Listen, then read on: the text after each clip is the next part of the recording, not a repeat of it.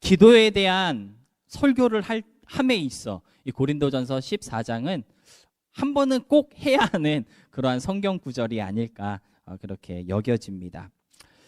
특별히 기도하리라라고 하는 다짐으로 2월을 보내고 있는데요. 지난 한 주는 정말 우리가 가정 기도회로 열심히 함께 기도에 힘쓴 줄로 믿습니다. 아까 광고 시간에도 말씀드렸지만 저한테는 너무 힘든 시간이었습니다. 이 일주일이. 그래서 화요일에는 그런 기도를 했어요. 하나님께서 하라 하신 이 일주일 저녁 기도회 끝까지 하기 원합니다. 하게 해주세요. 화요일날 기도까지 해가면서 이렇게 기도회를 진행을 했는데요. 아무튼 어제까지 잘 마무리를 할 수 있었습니다. 확실히 기도는요, 영혼의 호흡이고 또 영적인 싸움인 것 같습니다. 기도가 살아날 때 우리의 믿음이 살아나고 또 하나님과의 관계가 정말 더 돈독해지는 것 같아요. 그러다 보니까 원수마귀는 어떻게 하든지 우리의 기도를 방해하려고 하겠죠. 이런저런 이유와 또 핑계들을 만들어가면서 우리의 생활을 막 흔들어가면서 좋았던 관계를 망가뜨리면서 우리로 하여금 기도하지 못하도록 사단마귀는 역사하는 것 같습니다. 그럴 때일수록 더욱 기도에 힘쓰며 또 마음을 쓴다면 정말 분명한 그러한 믿음의 승리와 성장을 경험하게 될 줄로 믿습니다. 제가 기도가 잘 안 될 때마다 기억나는 그런 어떤 가르침이 있어요. 제가 한국에서 신앙생활할 때 중고등부를 담당하셨던 전도사님께서 매번 가르쳐 하셨던 말씀은 아닌데 한 번 딱 말씀하셨어요. 수련회 가서.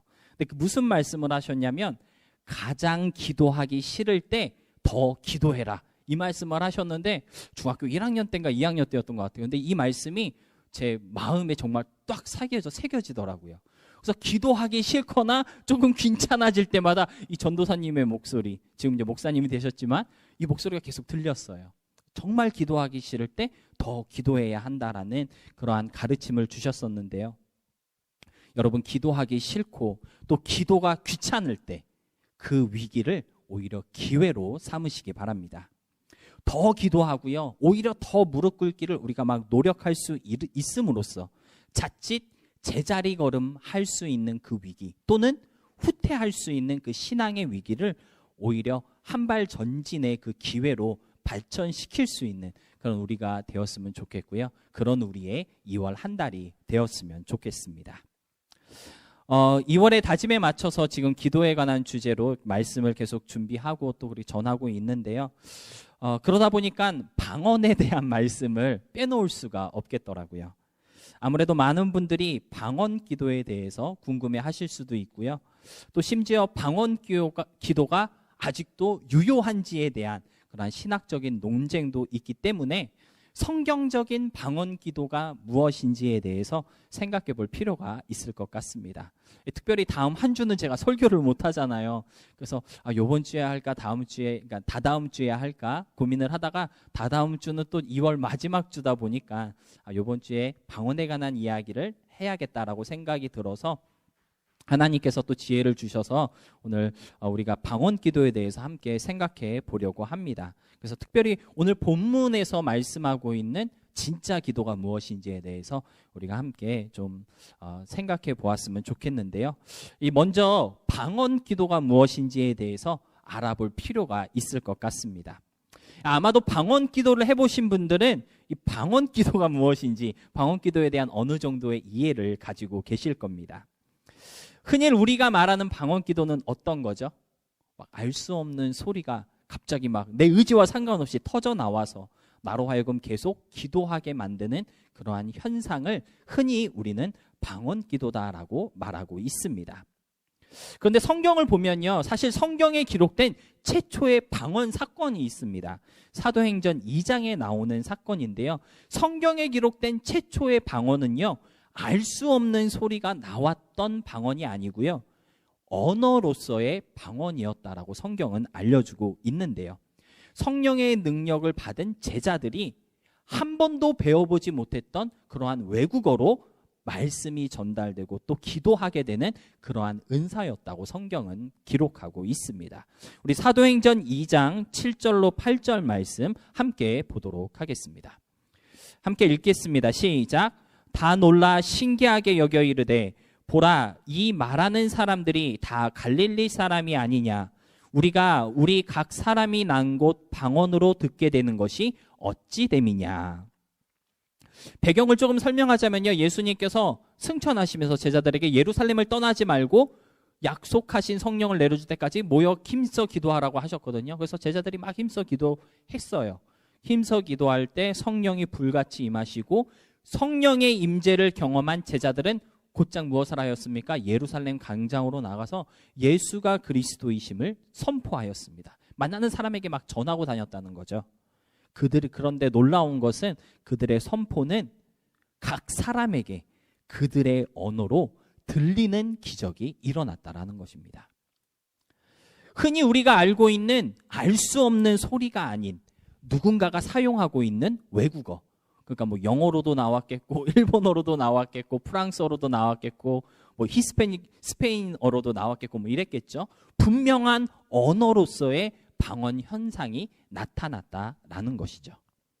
그런데 우리가 주의 깊게 보아야 할 것이 무엇이냐면요, 오늘 성경 사도행전 2장을 가만히 보면요, 제자들이 각 나라의 방언으로 말을 한 것이 아니라 제자들의 말을 각 사람이 그들의 언어로 듣게 되었다라는 것입니다. 여러분, 우리는 흔히 생각하기를 내가 방언을 한다라고 그렇게 생각을 하죠. 그런데 사도행전에 기록된 이 최초의 방언은요, 내가 하는 방언이 아니었습니다. 내가 말하는 방언이 아니었다라는 것이죠. 다른 말로 들리는 역사, 그러한 은사이었다라고 성경은 알려주고 있는 것이죠. 그렇기 때문에 우리가 방언이 무엇인가에 대해서 생각을 할 때 아마도 사도행전 2장은 가장 기본이 되고 또 중심이 되는 그러한 내용을 담고 있다고 우리가 말할 수 있겠고요. 그래서 우리가 방언에 대한 이야기를 할 때 사도행전 2장은 늘 어떤 가이드 역할을 해주는 그러한 성경 구절이다라는 것을 기억해 둘 필요가 있겠습니다.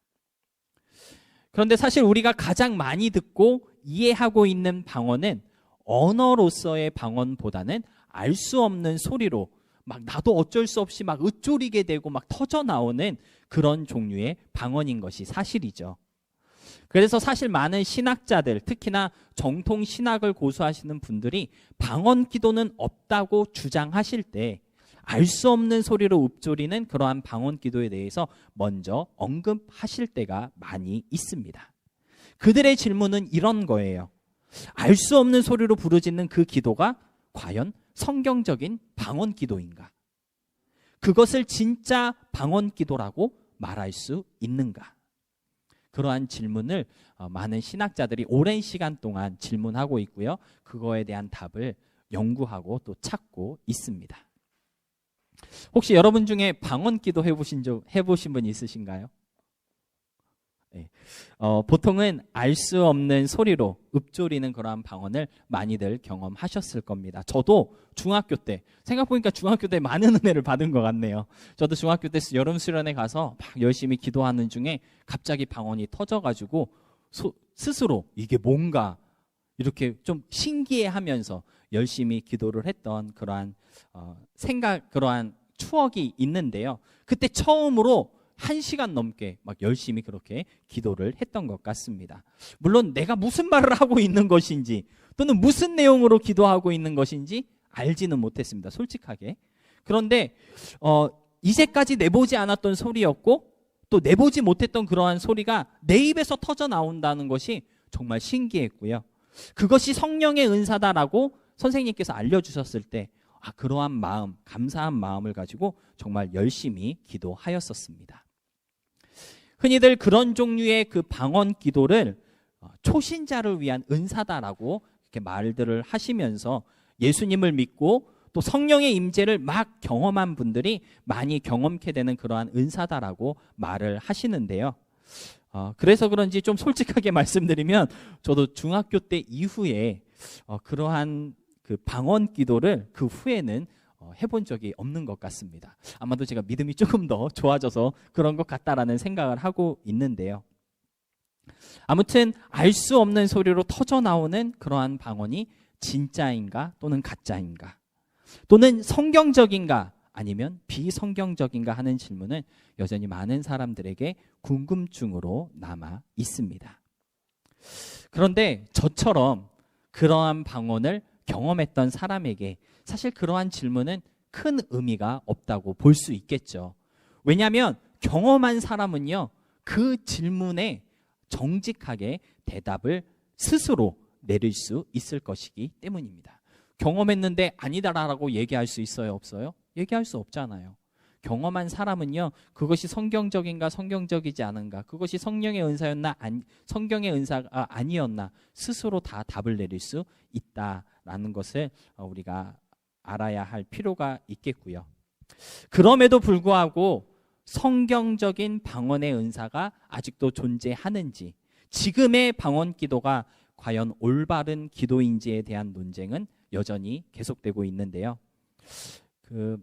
저 나름대로 고민을 많이 해가면서 저도 방언 기도에 대해서 많이 공부를 해봤는데, 이에 대한 확실한 답을 얻기 위해서는요, 방언 기도의 목적과 의도가 무엇인지 거기에 초점을 맞출 필요가 있을 것 같습니다. 방언에 대한 여러 가지 방언에 대해서 공부를 하다가 여러 가지 책들을 많이 보았는데요. 그런 책이 있습니다. 오늘날의 은사주의 운동 과연 성경적인가? 라고 하는 조그만 책이 있어서 제목부터가 되게 자극적이더라고요. 그래서 그 책을 제가 한번 읽어보았는데요.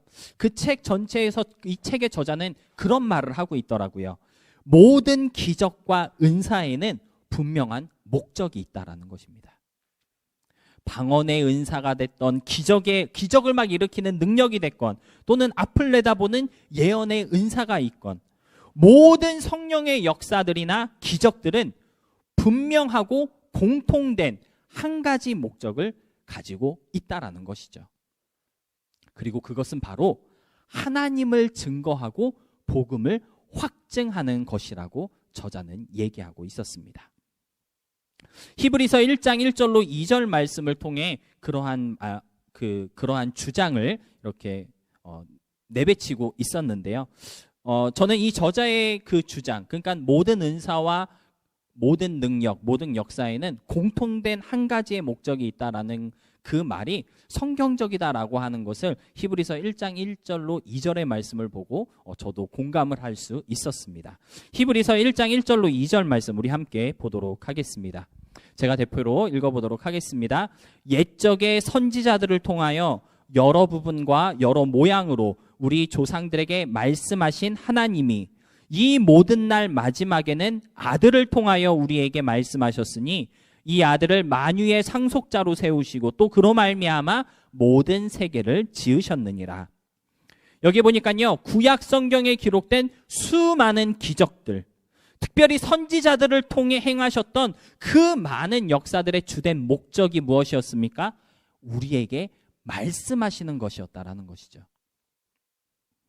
하나님은 우리에게 말씀하시기를 원하셨고요. 그래서 여러 부분과 여러 모양으로, 즉 기적과 역사, 은사와 능력으로 자신을 나타내 가시면서 우리에게 복음을 전달해 주셨다라는 것입니다. 그런데 중요한 것은 이 모든 날 마지막에 아들을 통해서 우리에게 말씀하셨다라는 것이죠.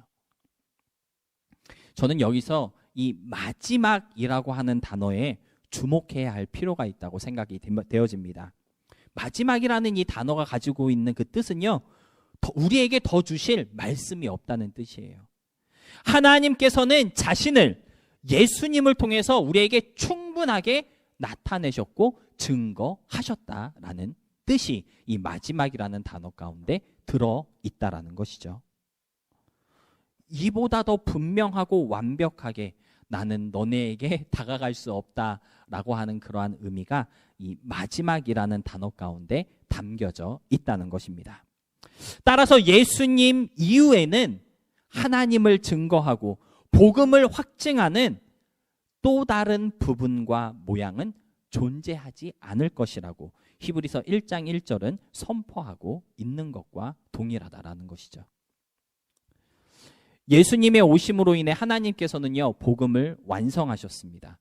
그리고 완성하신 그 복음을 사도들을 통해 기록하게 하심으로써 신약 성경이라는 하나님의 말씀을 우리에게 전달해 주셨거든요. 그런데 기록된 말씀이 없었을 때에는요, 사도들이 전하는 그 말씀이 하나님의 말씀이다라고 하는 증거가 필요하잖아요. 사도들이 전하는 그 예수님의 증거가 확실하다라는 것을 입증하기 위해서 기적과 은사를 허락하셨다라는 것이죠. 그래서 사도행전 14장 3절을 보니까요, 이런 말씀이 나와 있습니다. 두 사도가 오래 있어 주를 힘입어 담대히 말하니 주께서 그들의 손으로 표적과 기사를 행하게 하여 주사 자기 은혜의 말씀을 증언하셨느니라. 그러니까 사도들이 전하는 그 말씀이 그건 하나님의 말씀이야. 하나님께서 이 말씀을 통해 지금 자신을 나타내시고 있어 라고 하는 것을 기적과 은사를 통해 증거하여 주셨다라는 것이죠. 사도들이 전했던 그 은혜의 말씀이 과연 그러합니다. 그것을 증거하시기 위한 도구로서 은사와 기적들을 사용하셨다라는 것인데요. 그런데 말씀이 기록된 이후에는 더 이상 이런 것들이 필요하지 않게 되었다라는 것입니다. 그래서 사도 요한은요, 요한복음을 정리하면서 이렇게 선언하고 있습니다. 요한복음 20장 30절로 31절 말씀인데요. 표준 세번역 성경으로 함께 보도록 하겠습니다. 제가 읽어볼게요. 예수께서는 이 책에 기록하지 않은 다른 많은 표적도 제자들 앞에서 행하셨다. 그런데 여기에 이것이나마 기록한 목적은 여러분으로 하여금 예수가 그리스도요 하나님의 아들이심을 믿게 하고 또 그렇게 믿어서 그의 이름으로 생명을 얻게 하려는 것이다. 성경을 기록하면서 사도 요한은요, 예수님의 표적을 같이 기록하였습니다. 그런데 같이 기록한 이유는요, 표적과 은사가 너무 중요해서가 아니에요. 표적을 같이 기록한 이유는 그걸 통해 예수님을 믿고 생명을 얻게 하려는 것이었다라고 선언하고 있는데요. 기적적인 사건들을 다 기록하지 않고 그냥 조금 기록했다라는 거예요. 간단하게. 이것이나마 표적에 관한 것을 기록하였다라고 하는 그 말투에서 사도 요한의 그 어떤 그 생각의 중심이 기적이나 은사, 능력에 있지 않았다라는 것을 우리는 알 수가 있습니다. 표적이 메인이 아니었다라는 것이죠. 은사가 메인이 아니었어요. 막 능력을 행하는 것이 포인트가 아니라 예수님을 믿는 것, 그가 하나님의 아들이시며 우리의 구세주가 되신다는 사실을 받아들이는 것이 중요한 메인이라고 사도 요한은 선포하고 있는 것입니다. 다시 처음 질문으로 돌아가서 방언과 각종 은사들이 아직도 유효한가라고 하는 질문에 한번 답을 내려보자면요. 복음을 확증하고 예수 그리스도가 하나님의 아들이시며 우리의 구세주가 되신다는 사실을 증거하는 용도로서는 아직도 유효하다라고 말할 수 있습니다. 그것이 방언과 은사, 기적의 목적이기 때문입니다. 그래서 여러분 선교지라던가 또는 오지 사역을 하시는 분들 그들의 간증을 한번 들어보시기 바랍니다. 정말 놀라운 성령의 역사가 지금도 여전히 일어나고 있거든요. 그런데 그것 이외에 다른 이유와 목적이 있다면 그것이 정말 성령의 역사인지 우리는 분별할 수 있어야 하겠습니다. 왜냐하면요, 성경은 여러 곳에서 사단, 원수, 마귀도 기적과 표적으로 우리를 헷갈리게 만들고 잘못된 길을 가게 한다고 주의시켜 주고 있기 때문입니다.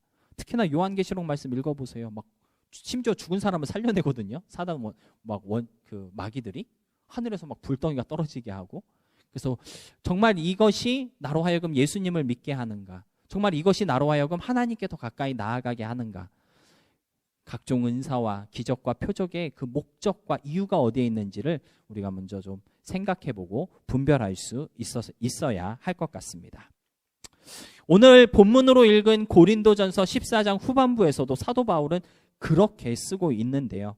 22절에서 22절 사도 함께 읽지는 않았지만 고린도전서 14장 22절을 보면요. 바울은 방언은 믿는 자들을 위하지 않고 믿지 않는 자들을 위한 것이다라고 말씀하고 있습니다. 사랑하는 여러분, 방언의 은사의 목적이 어디에 있냐면요, 믿게 함에 있다라는 것이에요. 모든 은사와 기적의 목적은 믿게 함에 있다라는 것입니다. 그런데 우리에게 이미 믿음이 있다면 무엇이 더 필요하겠습니까? 방언이 있어야 믿음이 더 굳건해진다고 성경은 알려주지 않았습니다. 기적과 각종 은사로서 하나님을 향한 우리의 믿음이 더 깊어진다고 성경은 말씀하지 않으셨습니다. 신약 성경을 한번 자세히 보시기 바랍니다. 막 기적을 경험한 사람들도 있고요, 각종 방언으로 말하였던 많은 사람들도 있었는데 사도 예수님의 제자들은요, 그 사람들에게 그렇죠, 너무 잘하셨습니다, 그러한 은사에 집중하고 기적을 더욱더 강구하세요 라고 가르치지 않았습니다.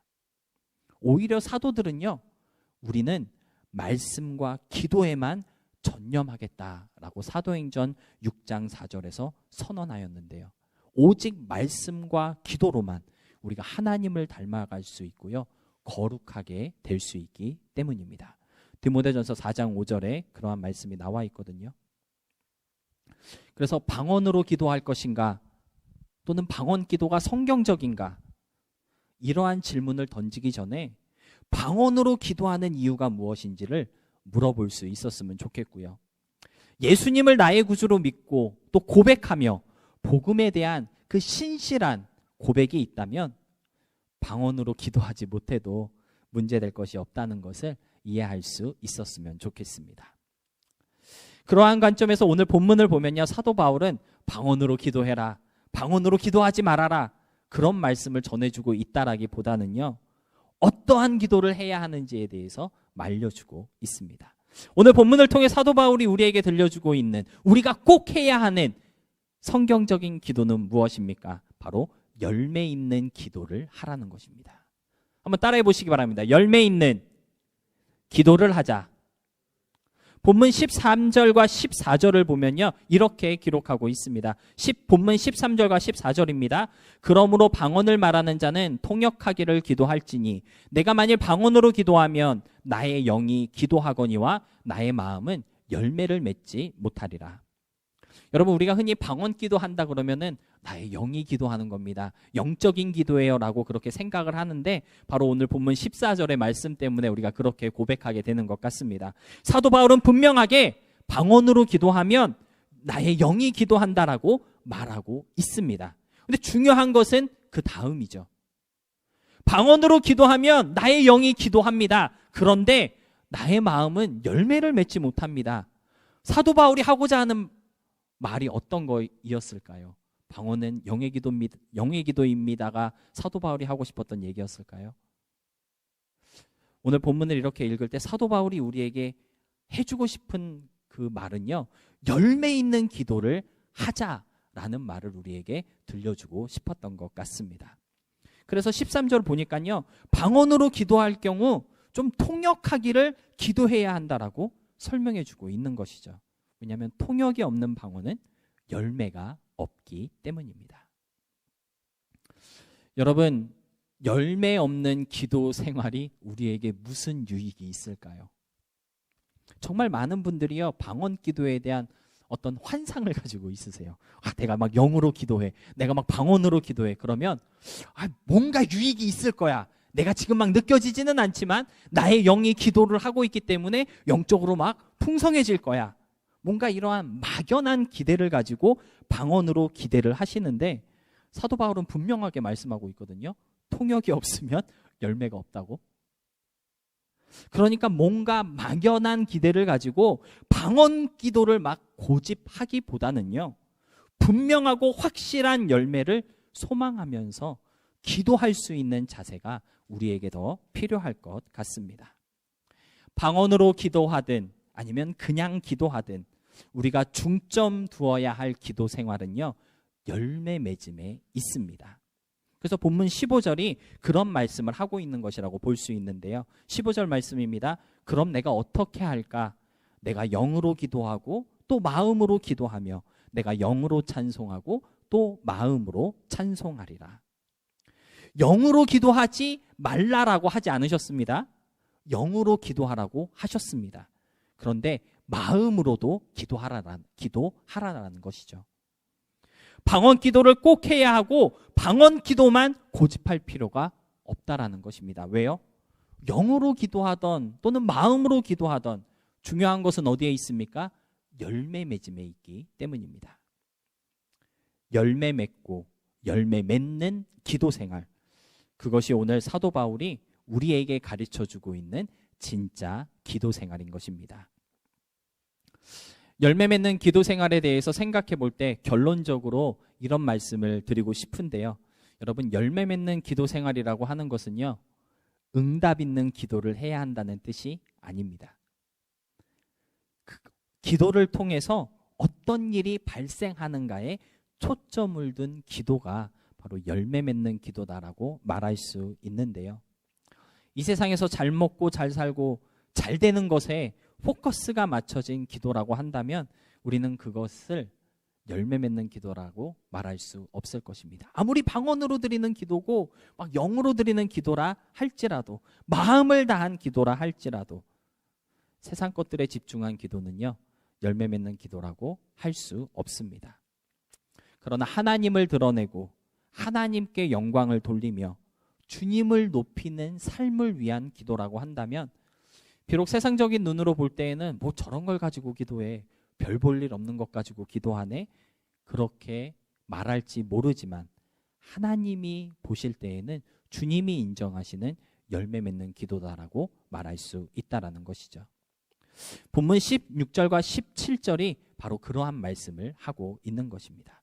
우리가 기도할 때 다른 사람도 좀 아멘할 수 있고 그들에게도 좀 덕이 될 수 있는 기도, 그들도 감사할 수 있는 기도, 그러한 기도가 바로 열매 맺는 기도다라는 것입니다. 사랑하는 여러분, 이제까지 우리는 어떤 기도를 하였습니까? 어디에 포커스가 맞춰진 기도 생활을 하였었나요? 페이지 철치라고 하는 그 인스타그램 어카운트를 보니까 이런 글이 올라왔었습니다. 기도는 기도대로 되는 것이 아니다. 기도는 관계대로 되는 것이다.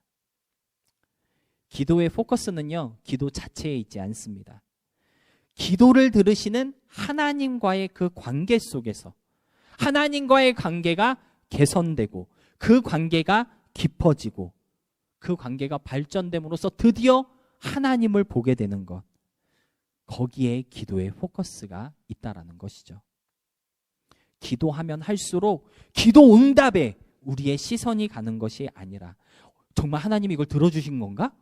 거기에 우리의 관심이 쏠리는 것이 아니라, 기도하면 할수록 하나님이 보이는 기도가 진짜 열매 맺는 기도다라는 것을 좀 기억하시면서 영으로 기도하든 또는 마음으로 기도하든 우리의 기도를 통해 하나님이 조금씩 더 뚜렷하게 보여질 수 있는 그러한 기도를 회복할 수 있는 2월 한 달 여러분의 삶이 될 수 있기를 진심으로 축복하며 그리고 소망합니다.